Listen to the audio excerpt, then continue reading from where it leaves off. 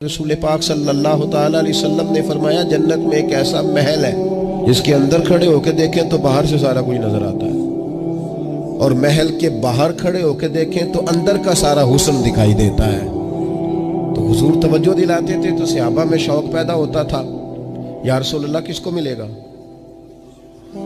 ویسے ہی دنیا میں بھی بندہ کو اچھا گھر دیکھتا ہے تو کہتا ہے یار کتنا اچھا نقشہ ہے، کس خوبصورتی سے بنایا ہے۔ اور جب حضور ذکر کریں اور جنت کے محل کا ذکر کریں، شوق صحابہ کا توانا ہوتا تھا۔ عرض کی یا رسول اللہ صلی اللہ علیہ وسلم کس کو ملے گا؟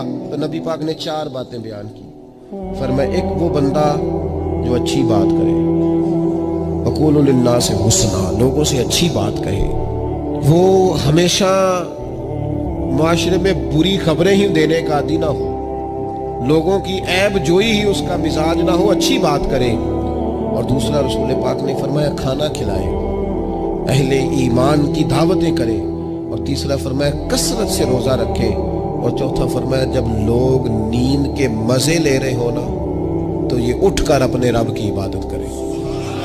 ساون کی کالی راتوں میں جب بوندا باندی ہوتی ہے، وہ راتوں کو اٹھ اٹھ روتے ہیں جب خلقت ساری سوتی ہے۔ اور کسی نے کہا تھا رات پوے تے بے دردانو نیند پیاری آوے، رات پوے تے بے دردانو نیند پیاری آوے، تے درد مندانو یاد سجن دی ستیاں وی آن جگاوے۔